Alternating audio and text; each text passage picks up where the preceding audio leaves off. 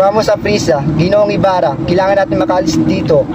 May naisip ako ng paraan. Magpalit kaya tayo ng damit? Ano ng paraan para maligtas ka? Bueno, bilisan na natin.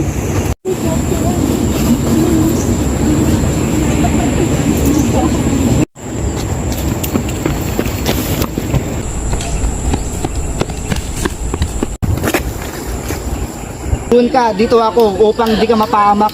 Mag-ingat ka, kaibigan.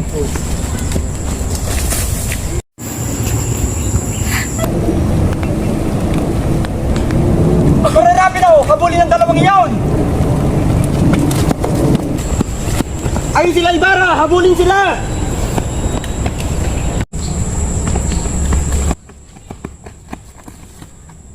Ayun si Ibarra!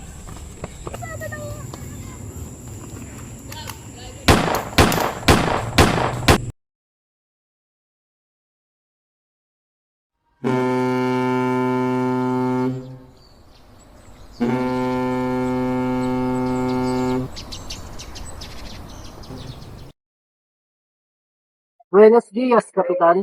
Buenos dias yun naman, Don Studio. Kay ganda at payapa ng panahon ngayon, di ba Kapitan Basilio? Tama ka, Don Studio. Ngunit ang ilog Pasig nito ay may tinatagong alamat. Mukhang may nais kang ipahiwatig, Kapitan. Ano nga ba ang iyong nalalaman? Talagang napakatalas ng iyong pandinig, Don Studio. Interesado ka ba talagang malaman? Si, Kapitan. Maaari ko bang malaman ang alamat na iyong sinasabi?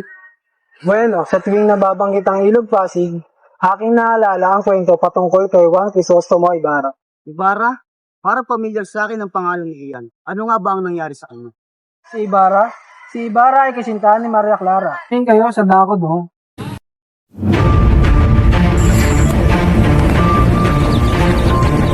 Pagkararapin ako, kabulin ng dalawang iyon!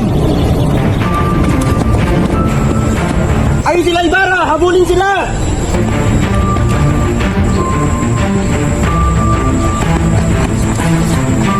Ayun si Ibarra!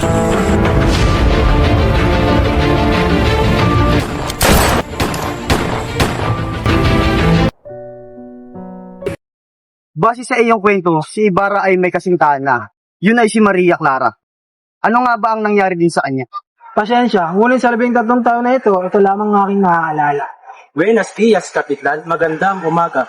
Maaari ko bang tapusin ang iyong kwento sapagkat malapit sa akin ang umampon kay Maria Clara.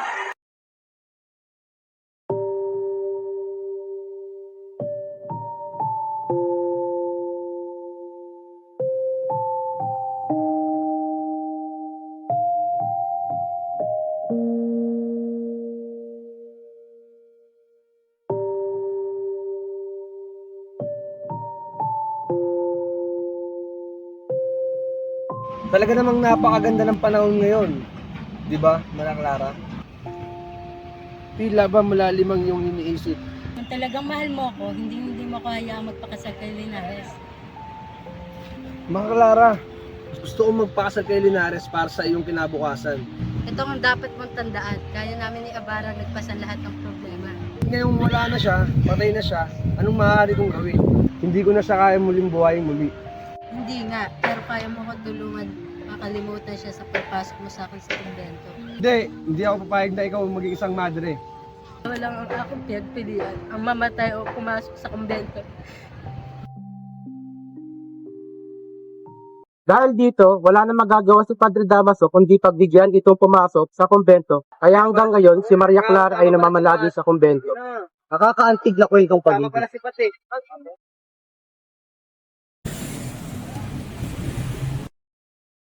Tila ba napakabagal ng takbo ng ating makina? Bakit hindi natin ito bilisan? Ngunit kung bibilisan natin, malalagos tayo sa palayan. Mangyari man ay walang maayos na lawa sa lupaing ito. Ayoko sana makasali sa inyong usapan, Ginoo. Ngunit ang mababaw na ilog ay kaya natin mulutasan. Maghuhukay tayo ng panibagong lagusan at tatakpan natin ang dating ilog Pasig. Nung sa gayon, ay mapabilis natin ang ating paglalakbay. Ginoong Tigong, saan ka naman hahanap ng sapat na pondo pambayad sa mga manggagawa? Hindi na kailangan, Don Castillo. Pagkat ang mga bilanggo ang gagawa para sa atin. Ngunit wala tayong sapat na bilanggo. Kung ganon, hayaan natin ang mga yayaman ng gumawa, bata man o matanda. Kaguluhan lamang ang may dudulot yan. Kaguluhan?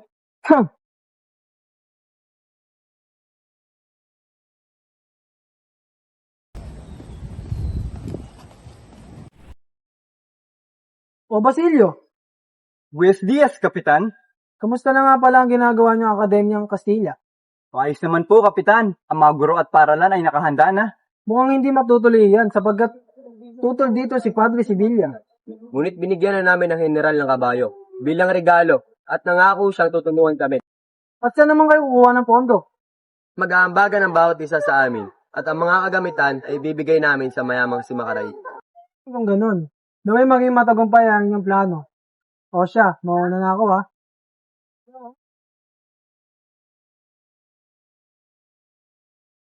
Mukhang nagkakasayang kayo dyan dalawa. Maaari bang makisali? Si Senyor Simon, at ikakagalak namin ito. Bueno, baka nais niyo akong saluhan ng serbetes doon. Tayo ay mag-inom. Salamat po sa pag-aalok, Senyor Simon. Ngunit hindi po kami uminom ng alak. Hindi umiinom? Nakakapagtaka naman yon. At bakit naman? Mas batid po namin uminom ng tubig kaysa sa alak na nagbibigay sa amin ng matinding karamdaman, Senyor Simon. Mukhang hindi ka na bumabago yung pag-iisip. Kung ganoon, mauna na ako sa inyo. Mukhang pamilyar yung taong yun. Siya ang matalik na kaibigan ni Kapitan General. Ganun ba? Tiya, bumalik tayo sa ginagawa natin.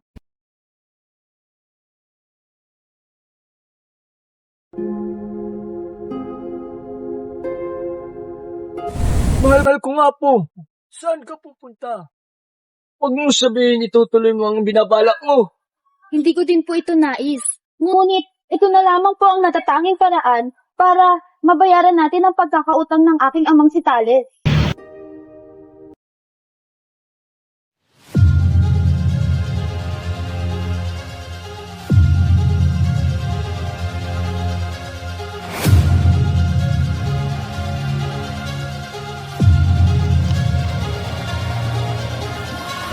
Saan ka pupunta? At bakit ka pa magdadala na ito? Di ba ipinagbabawal yan? Kailangan kong puntahan para bantayan ang ating pinaghirapan.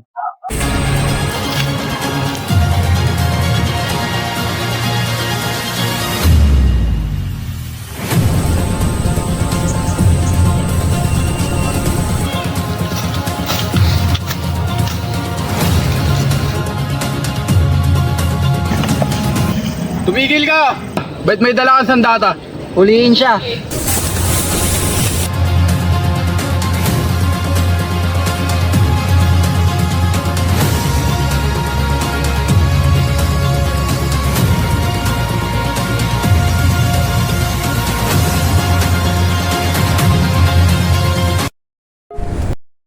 Kapag ang sinapit ng aking anak na si Talis.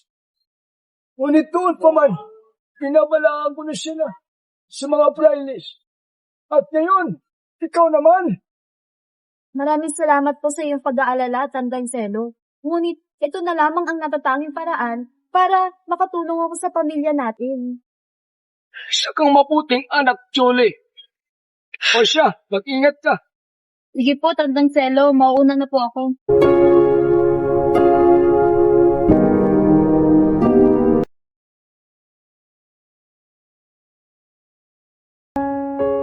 Laking pasasalamat ko sa taong kumukup sa akin noon. Ako'y kanyang pinakain, pinag-aral at minahal. Ngayon, uuwi na sa nagsilbing tahanan.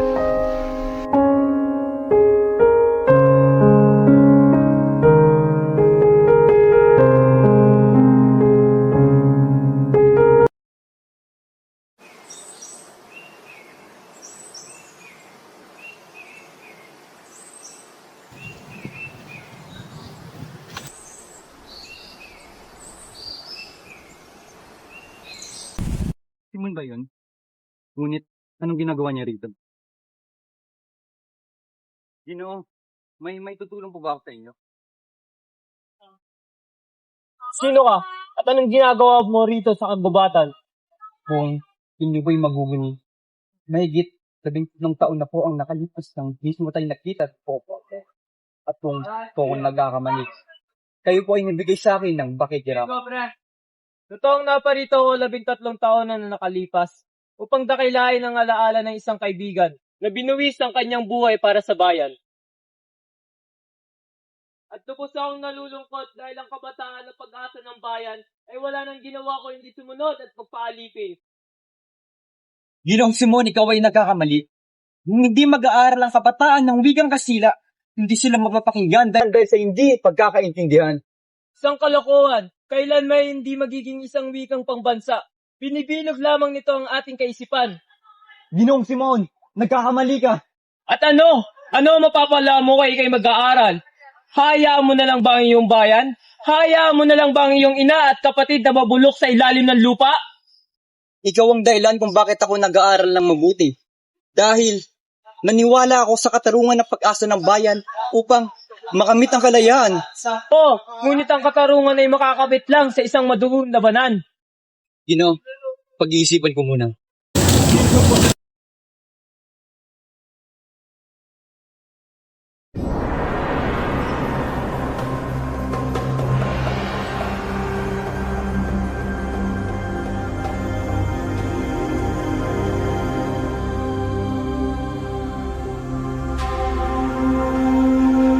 Mga mag-aaral ay humihiling ng bagong istruktura para sa kanila paaralan dahil hangad nila magkaroon ng bagong akademya na may wikang Kastila.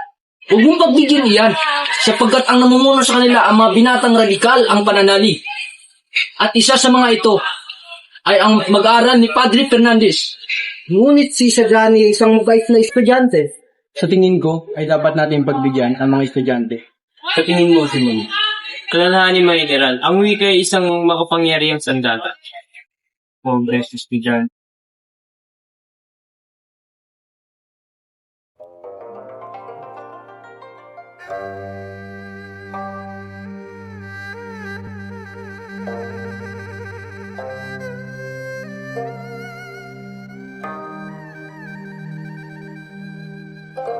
O Creoda, kamusta ka na? Dito aking negosyo Senior Simon naghirap. Anong mahirap? Naalala mo ba ang mga opisyal na nangihingi sa'yo ng pera? Pinautangan sila ng gayon hindi ka na maabala. Ngunit wala sila binigay resibo upang aking masingil, Senior Simon. Kung gayon, ilapit mo na lang sila sa akin. Ngunit sandali, may mga ilang baril pa pala ako ipapatago sa'yo.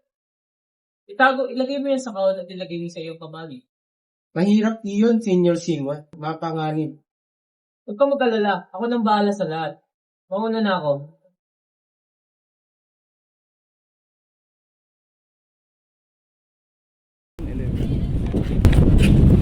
Buenos dias, senyor. Buenos dias din naman.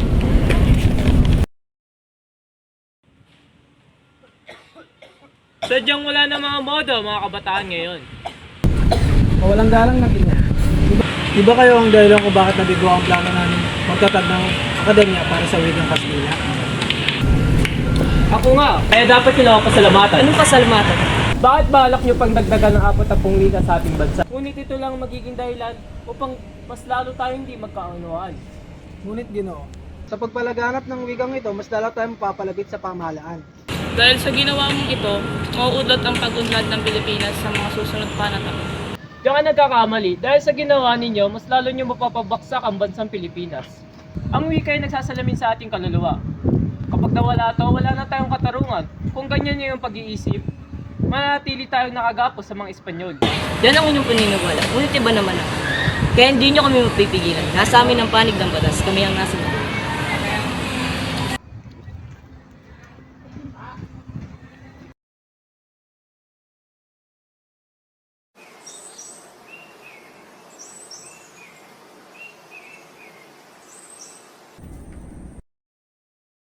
O Basilio, kumusta ka na? Oh, senyor, hindi ko napansin yung pagdating. Ayos lang naman ho. Ngunit ang kapitan hindi. Pagkat lumalala ang kanyang karamdaman dahil sa mabilis na pagkalat ng lason sa kanyang katawan. Uting-uting paglason. Ganyan ang nangyayari sa ating bayan. Ngunit maganda ka sapagkat ang himagsikan ay papalapit na. Pero sinabi ko na sa inyo na hindi talaga ako sasali sa inyo, Senyor Simon. Mamili ka, kamatayan o magandang kinabukasan. Sumatayan? O maganda kinabukasan?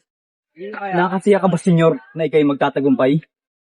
Oo, dahil kaya kong hikayatin ng lahat ng umaanib sa akin. Dahil naniniwala sila na lahat ng aking sinasabi ay galing mula sa general. Ano ba ang aking magagawa? Simple lang, magtungo sa Santa Clara upang itakas ang aking pinakamamahal ko na dahilan kung bakit mapahanggang ngayon ako'y nabubuhay. Si Maria Clara? Oo, at tanging kayo lang ni Kapitan Tiago ang nakakalam nito. Ngunit, huli na!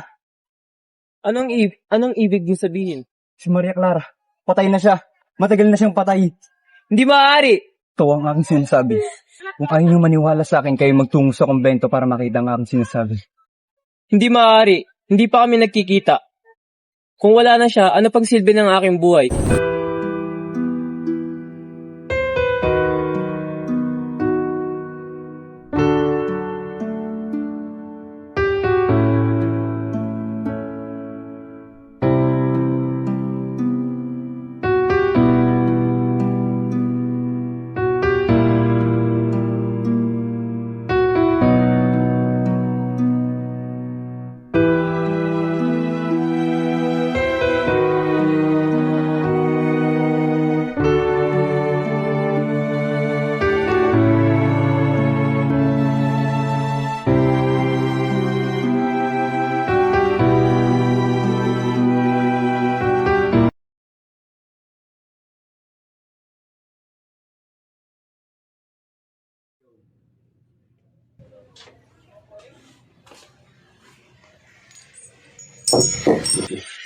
Senyor Simon, O Basilio, naparito ka. nagpakasama ako. Nakalimutan kong pinahirapan ng aking ina. Nakalimutan kong pinahirapan ng aking mga kapatid. At pinis lang ang aking ina. Ngayon, naparito ako. Pinaparusahan ako ng Diyos. At ngayon dahil naparito ako, nais kong sumama sa inyo. Wala na akong ibang nararamdaman hindi galit at paghihiganti. Teka sandali, dinamita ba yan? Oo, ngunit hindi lang tayo isang bus na dinamita. Kung hindi naglalaman to ng damdamin, hirap, pagkasawi at pang-aapi. Ngayong gabi, mapaparusahan ang mga kasalanan na nagtatago sa katotohanan. Anong ibig mong sabihin? Si ikalawa ay kakasalang anak ni Liarnes at magkakaroon ng pista kinagabihan. Ang lamparang ito ay magbibigay ng liwanag kung sa sandaling oras lamang. Sa oras ng mitya ay magalaw, sasabog ang dinamita. Ano nais mong gawin ko? Pumunta kayo sa bahay ni Coriago, nandun nakaimbak ang mga baril at pulbura. Sa oras ang lampara ay sumabog, yun ang magiging hudyat ng ating pagsugod. Kaya mag-ingat ka, Basilio.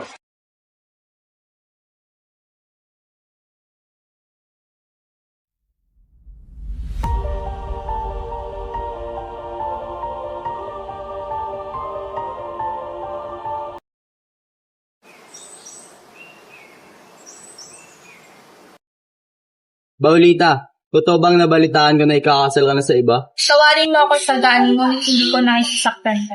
Ngunit ginawa mo na. Paulita, tumingin ka sa aking mga mata. At alam kong ako yung mahal mo, di ba? Oo, isaganing mahal kita. Ngunit alam kong wala akong magandang pinabukasan sa'yo. At alam kong hindi mo kaya ibigay lahat ng aking gusto. Hindi. Hindi ako papayag. Paano ako? Ayoko na isaganing, di na kita mahal, magsiwalay na tayo.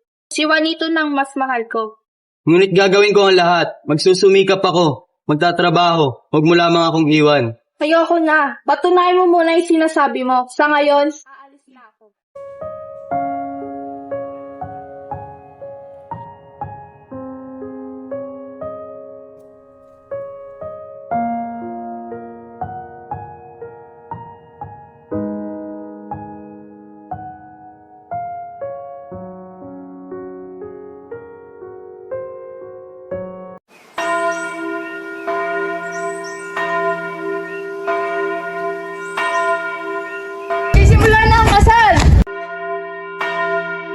En el nombre del Padre, del Hijo, y del Espíritu Santo. Tama bang nakikita ko? Si Paulita ay kakasal sa ibang lalaki. Alam mo bang si Paulita ay mas pipili na lang ang mayaman kaysa mahirap? Kaya gano'n na lamang niya hiwalay at isagani. Talaga ba? Oo, sige muna na ako. Marami pa akong kasikasuhin. Salamat.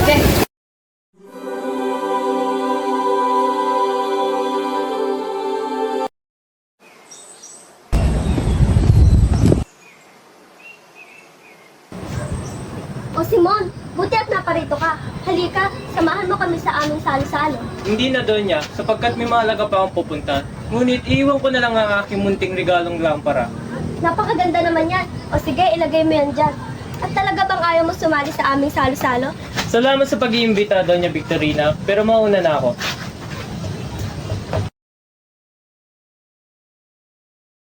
Dala mo ba ang regalo? Opo. Kung ganun, tara na at maganda. Opo, sige. Sandali. Ikaw po ba? Pupunta ako si Paulita, kailangan ko siya makausap. Sandali. Huwag ka nang tumuloy. Ngunit kailangan namin mag-usap. Hindi ka sa akin mabuti. May dinamitan sa sabog doon. Kaya ngayon pa lang, iligtas mo ng sarili mo. Kung ganun, mas kailangan punta si Paulita para iligtas. Talaga ng regalo ni Simon. Ay teka, namatay ang sindi ng lampara. Huwag kang magalala, madali lamang ayusin yan. Ngunit sandali.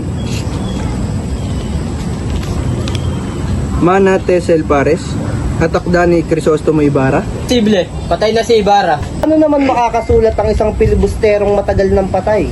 Totoong siyang nagsulat nito sapagkat kilala ko ang sulat kami nito. Mana Tesel Pares, na ang ibig sabihin ay patayin tayong lahat. Sigurado akong si Simon ay si Crisostomo Ibarra sapagkat siya lang ang nagdala ng lampara na yan dito.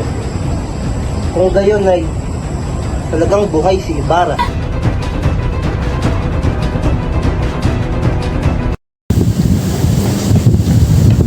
Sinong Simon? Masamang balita. Si Sagani, itinapon niya ang lampara sa ilog. Sige, tumakas ka na at iligtas ang iyong sarili. Handa sa pagsabot!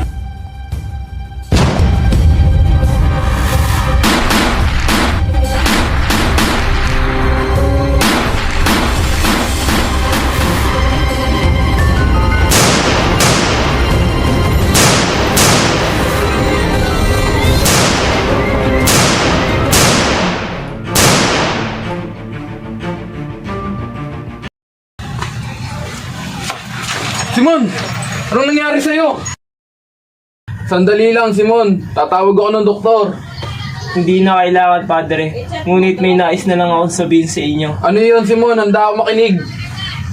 Totoo po ba ang Diyos? Oo, Simon. Totoo ang Diyos, buhay ang Diyos.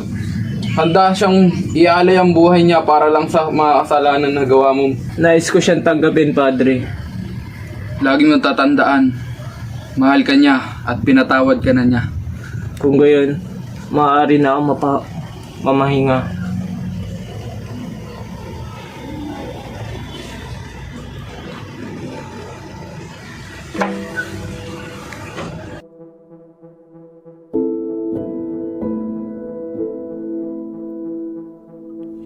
Ang kayamanan ay nagiging dahilan ng mga tao na nauuwi sa paghihimagsikan. Kaya ngayon, diyan ka muna sa ilalim ng karagatan. Ngunit kung dumating man ang oras ng pangangailangan, iluluwa ka nawa ng karagatan.